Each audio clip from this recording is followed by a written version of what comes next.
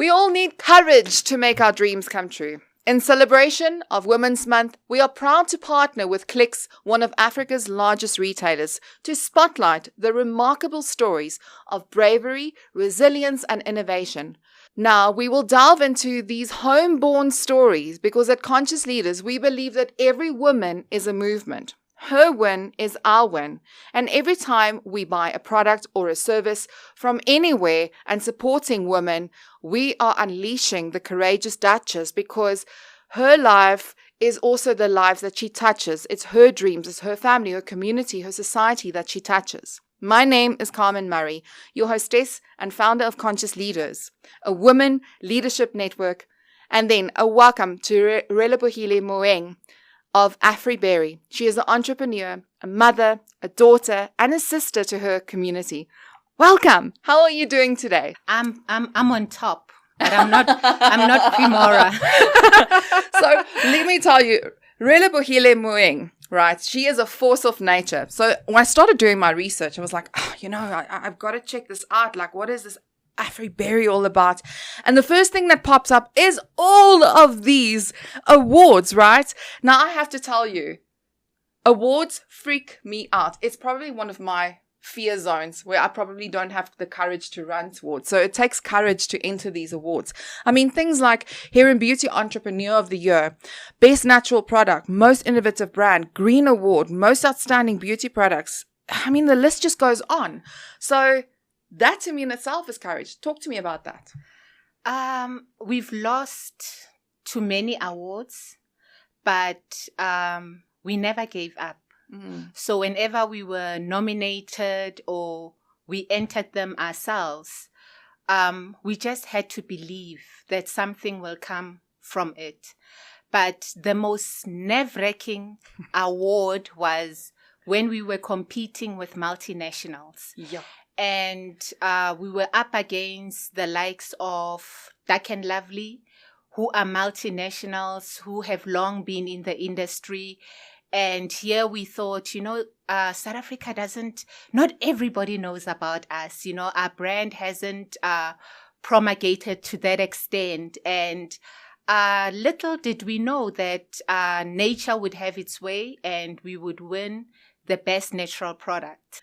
So, Relebohile, I mean, something that really is so important for me is building an understanding between our cultures and the culture diversity, how different we've been raised or how similar we've been raised. Mm-hmm. But what is that story of Relebohile when she was a small little girl? Mm-hmm. What is first of all, the story behind your name? Why did your parents give you the name of Relebohile? I think they were grateful to God because that's what the name means. I grew up in the Free State. I was born in Kroonstad. In the month that I was born, my mother was admitted to a nursing college here in Baragwana. So for the first 8 years of my life, I had the blessing of being brought up by my grandparents. And we all know that grandparents are very easy on you. They're not like mom and dad.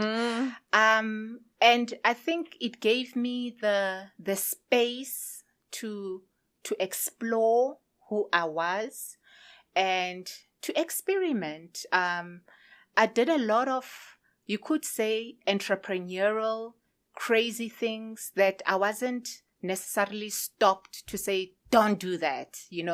I was encouraged that, yes, do it. The first one was, Kroonstad was very backwards.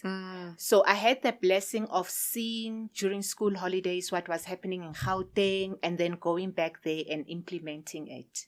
So the first one was starting a contest. I named it I boldly named it Miss Kroonstad. Visionary from a young age. It took place in the garage. My grandmother was one of the judges. Oh, I love that. I mean, how old were you? I think I must have been 7. Oh, I love it. Oh my gosh. And at 8... There's the awards, right?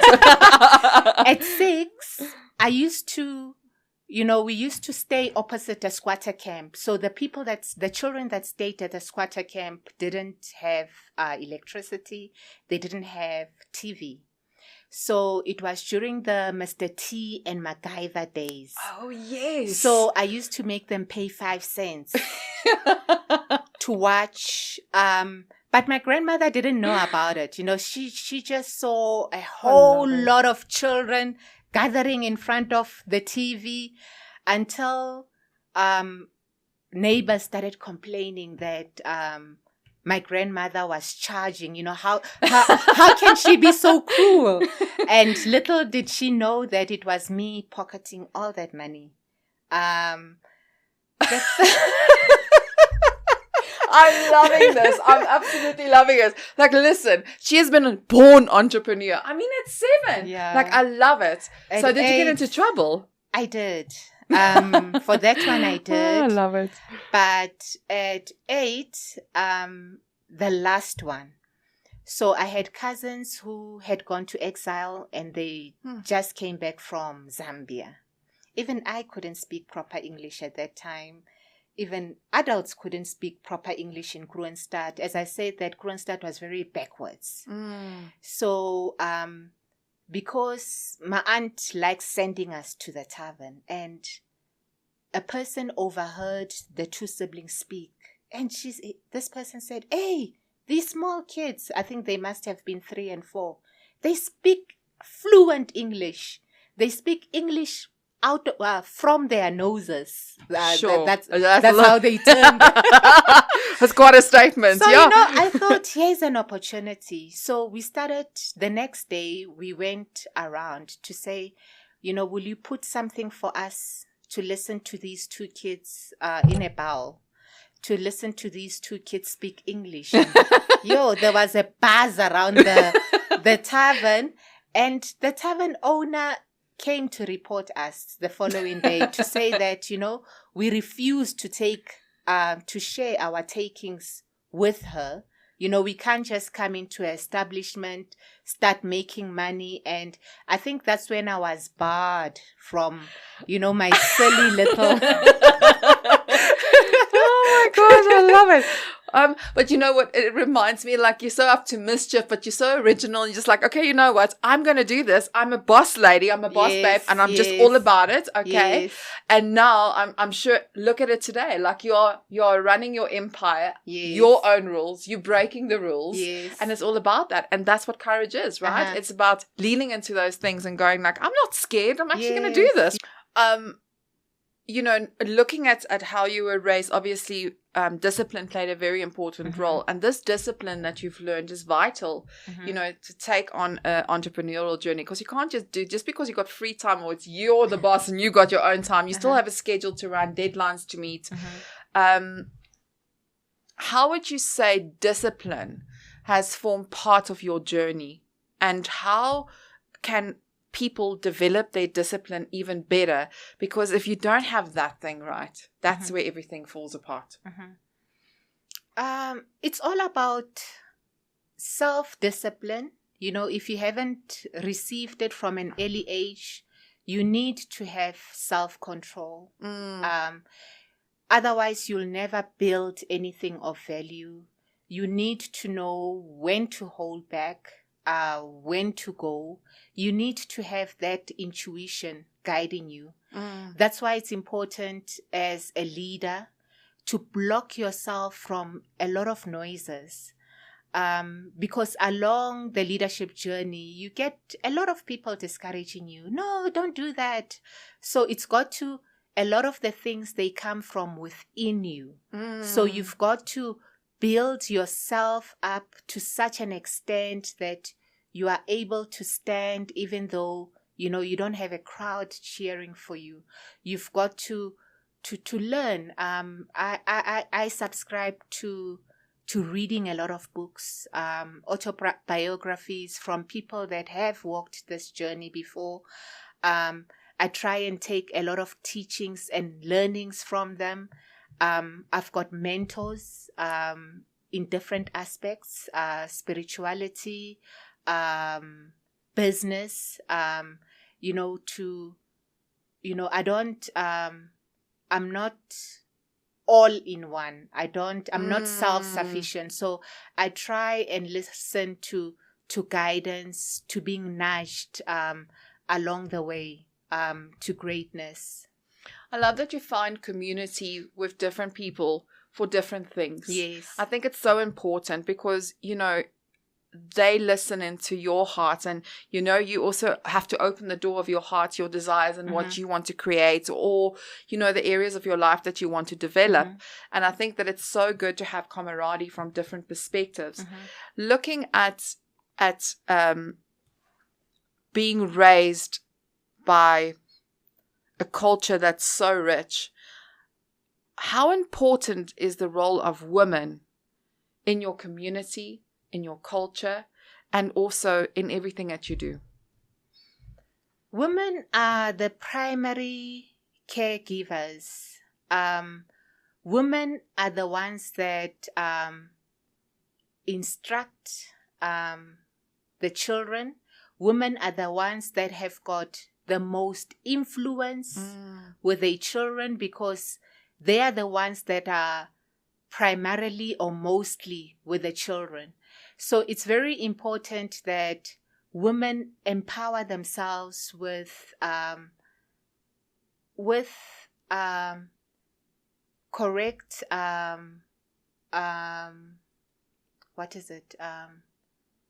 It's very important that women are morally correct. They are able to pass on the correct things to their young ones, because most of the time the dad just they either just instruct or just call to order. But a lot of the things that children learn, they learn it from us as women. And as strong women, as brave women, we are able to produce strong children, brave kids. So it all lies on us. We women have got, I said it earlier, a tenacity of a weed. And sometimes we just don't know it, but we are strong. We are able to withstand great forces. We are able to go to extents that our counterparts, our male counterparts, wouldn't go. We are compassionate. We are empathetic leaders. We don't just do it for ourselves, but we do it for our families. We do it for our communities. So it's very important that we develop ourselves so that we can have safe and healthy communities. It's a very interesting point that you make. And I think this also, the soft skills and developing the soft skills is so important. But I think that also, society at large have required of us to show up bold and strong, which is important. But there is a part of us that almost had to show up as men in our careers, and being a specific type of person. Bringing that softer side was not welcomed. We're now moving into an era of my soft girl era, where people, and women specifically, want to embrace their femininity more and feminine leadership, which is more softer. But it doesn't mean not stronger. Can you talk to me about how you balance your femininity? Because you work with female products, but you also have to go out there and, deal with suppliers and so forth. And you have to put a strong negotiation on the table and stand your ground if you don't get paid, and to still be boss lady, but still maintain that femininity.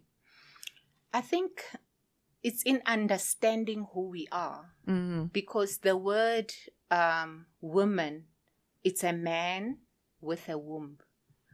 Don't be afraid to show your empathy. Don't be afraid to show your softer skills, but also where things require the masculine side of you, you need to show up as that, because the world is not soft.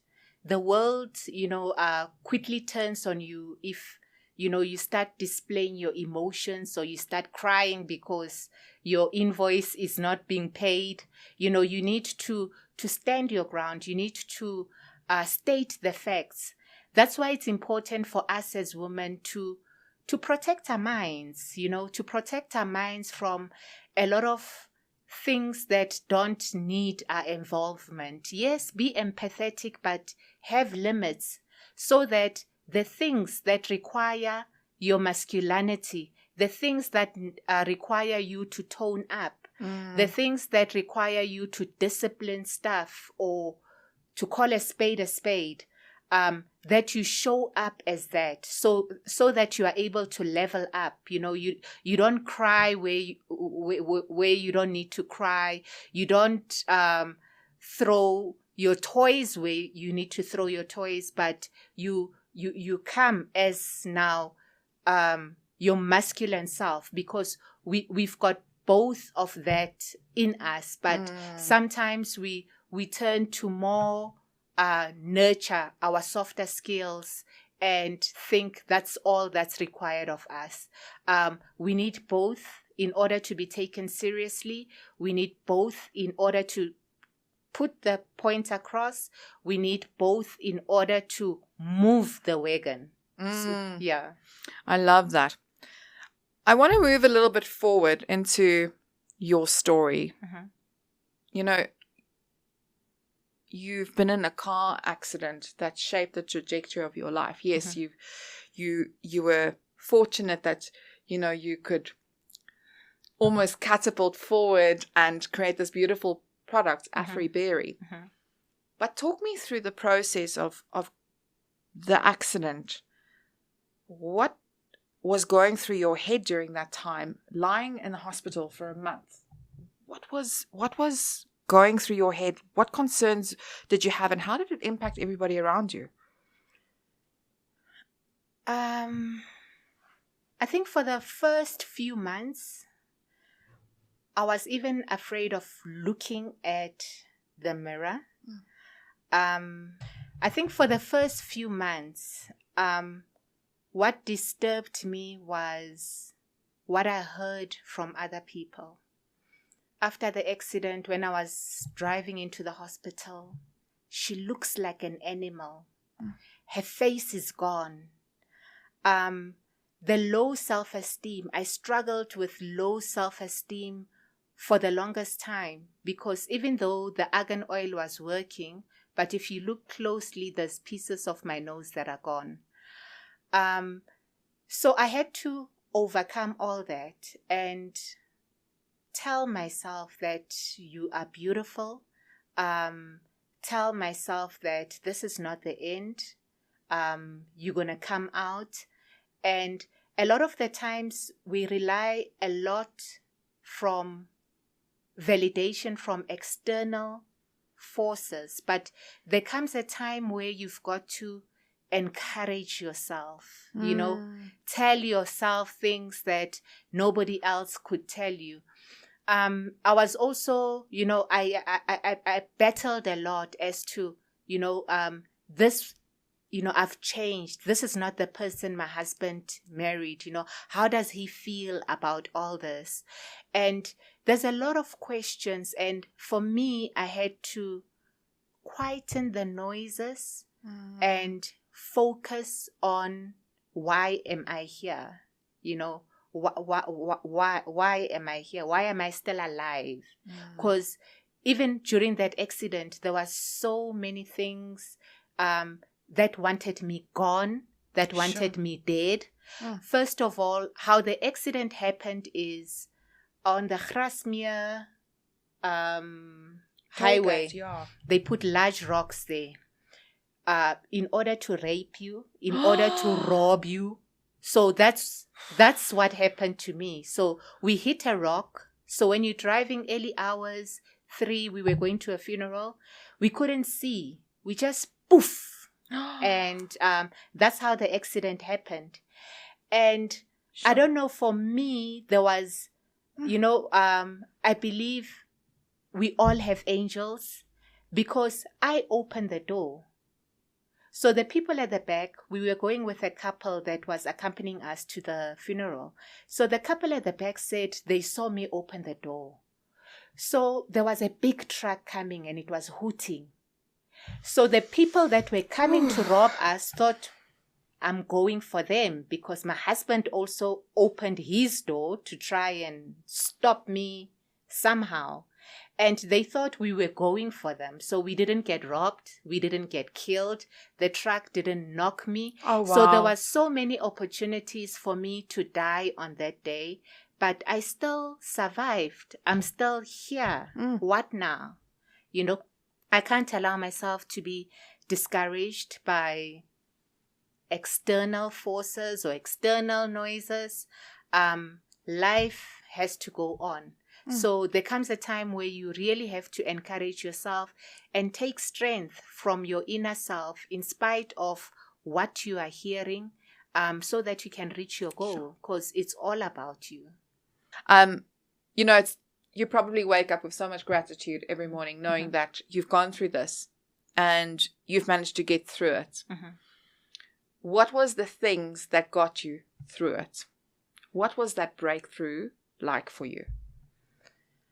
I think for me, the thing that got me through it, I wouldn't have done it if it wasn't of my spirituality.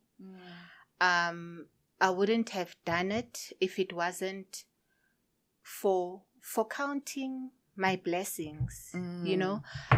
Oftentimes when we go through trials, all we see is trials, but we often step back and look at the little victories, that I'm alive,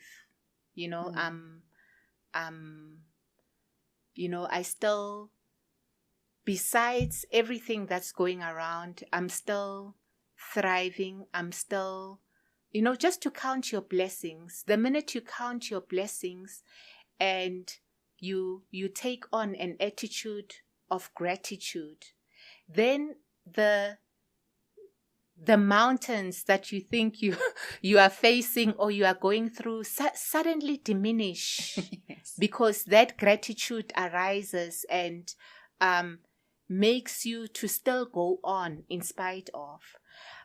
So for me, it was leaning more towards my spirituality and really taking one day at a time and counting my blessings one by one, because I've had many throughout my life, but I hadn't had as many giants or as many mountains as I was facing that time. So that attitude of gratitude helped me overcome and break through to those challenges I was facing at that time. And then Afri Berry was born. Yes. Right. So quickly talk me through the process. 150 stitches on your face. And you go, all right, I'm not going to listen to the plastic surgeons. I'm going to do my own thing. Talk me through the product that you started putting on your face. How did you develop it? Did you just buy 100% argan oil? Or was it something that you kind of like concoct your own thing to try and make it work for you? Actually, a beauty therapist guided me through the process of getting a carrier oil. Wow. Because argan oil is a carrier oil. And when I was guided through to the cold press argan oil, I started using it and I saw the difference it was making on my skin. I firstly started by importing it. And then from importing it, like on a bulk scale now, it became very expensive to do that. It wasn't sustainable. So we then started importing the seeds because, yes, you can't grow argan trees in South Africa. Our climate is not as conducive as it is in Morocco. And then we had to get cold pressing machines, which the government assisted us. We got assistance from the government. We got assistance of importing the seeds because it's a whole different process altogether. And that's how we started. And even in retail, you know, we were told, you know, you can't just have one lonely SKU there, you know, you've got to build a range, you know. So what is your range? So, you know, when you are on, you know, that's why I often say to women, just start. Because if I had to start thinking of a range before I started with the one product, you know, it would have been an impossible task. But because I already had this one, it was very easy for me to give birth to the next one, to the next one, to the next one, to the next one. Yeah. And I love that you paced it. You scaled it, but you paced it. Yes. And I think that sometimes we try to go too fast with scaling a product or service. And I think it's just developing, building a structure for it, make sure that it works, and then moving on to the next thing. Small steps. And now, fast forward. So tell me about, how did things start with Clicks? Like, how did you get into the Click stores, and what was the journey like during the pandemic? So during the pandemic, we obviously had to change our tune. Why you say that? Change our tune and be a little bit more masculine. You know, state the facts, because even we couldn't import our packaging during the pandemic. It was very difficult. We were having, you know, and that's when we saw that it's important actually to source locally. And we told them that, you know, in order, you know, we had to change our what is it? We had to change our hook. Okay. You know, previously we've just been saying we are 100% organic, but we said, you know, this pandemic has taught us that in order for Africa to truly be successful, we've got to procure from each other. And here we are retail ready. We are already supplying Pick and Pay. We are already supplying Checkers, and now we want to supply you. Okay. And they listened. What is the journey like been with Clicks? I believe there's a mentorship program or something that you are going to get involved in. Are you aware of that? Yes, we are.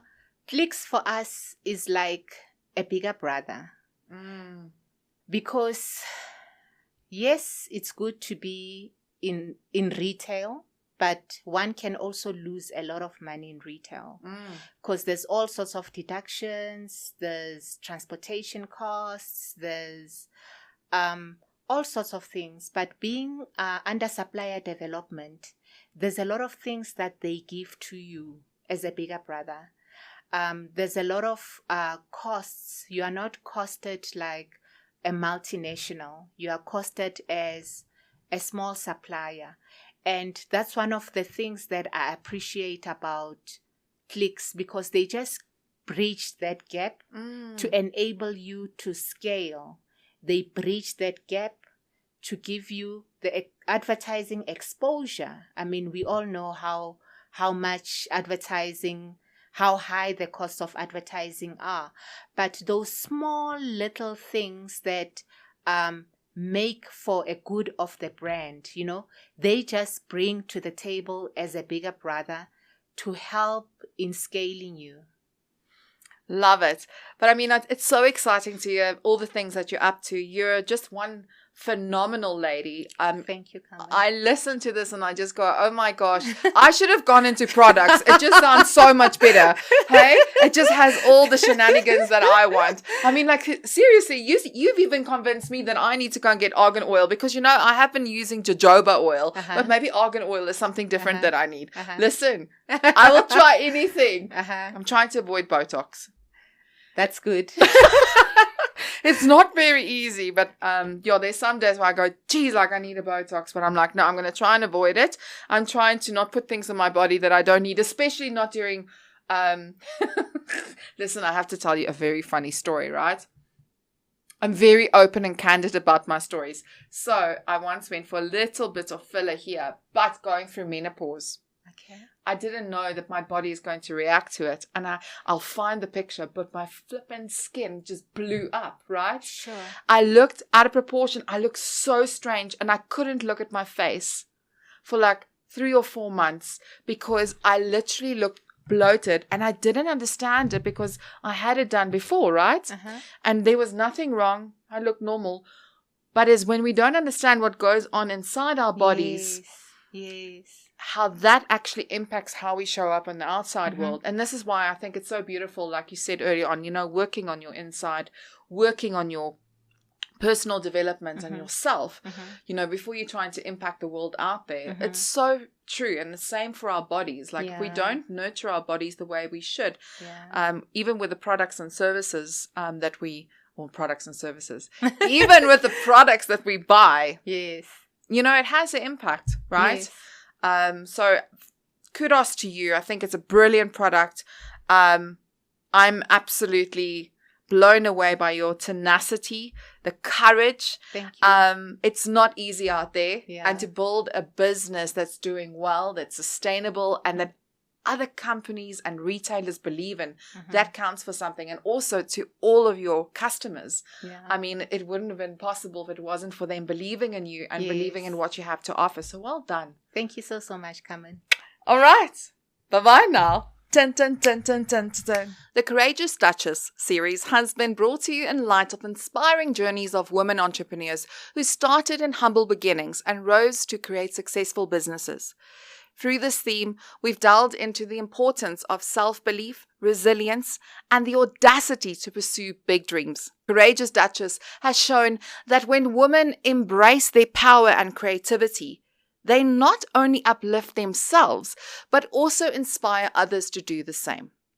This theme serves as a reminder that true empowerment comes from within, and that by supporting each other, women can lead audaciously, shaping a more inclusive and prosperous future for all.